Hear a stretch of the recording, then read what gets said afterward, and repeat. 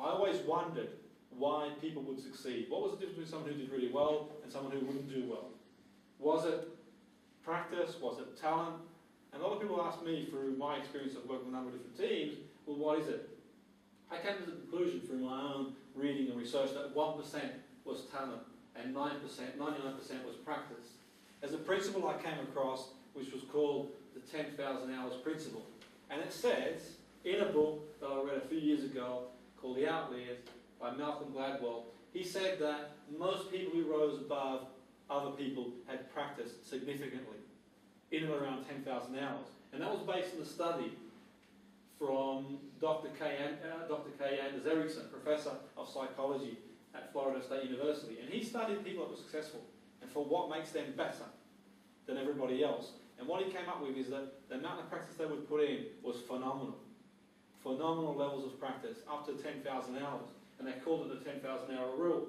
And what's interesting about that is anyone who excels in football, drawing, writing, chess, whatever it is, tennis, you'll find that they'll have practiced in and around that time frame. It takes about that time frame to become an expert or master something, which is key.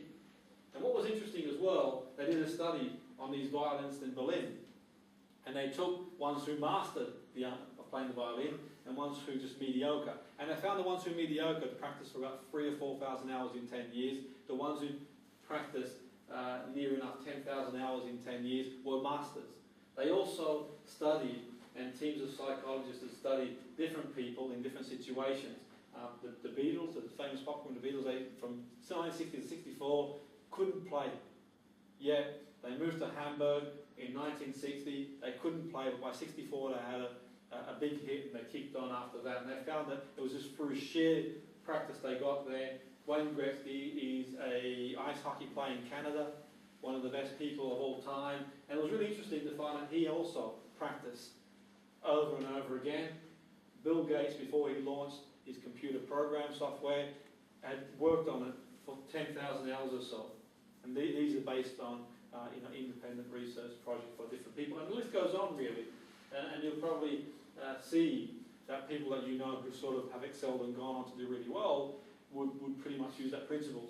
And there was a guy that thought, well, Dan McLaughlin thought, well, is this true? He was a professor, he's a photographer, sorry, from Oregon, an American, thought, would this work?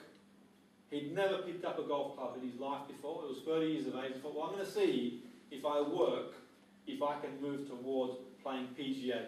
Can this work? And he's one of many people who've tried the theory. So he spent 10,000 hours trying to master golf.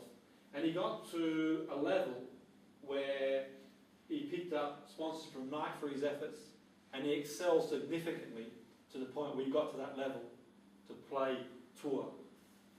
He's shooting a documentary. I don't know if it's finished yet, but you can possibly look out for it.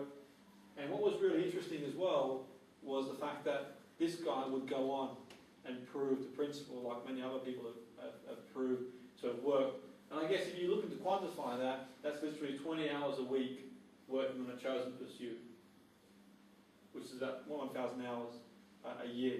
So literally, at that rate, 5 years is a very competent level and 10 years is mastery. And if you think about all the Olympic athletes out there who go on to do really well, it takes about that long for them to get to where they get to. It's very rare someone bursts on the scene and after a first 4-year cycle wins a major medal. Generally what will happen, they'll train for a number of years, they'll enter their first tournament, do well, and then thereafter they'll generally kick on and kick on from there, really. So it's an interesting concept and one that you can look at.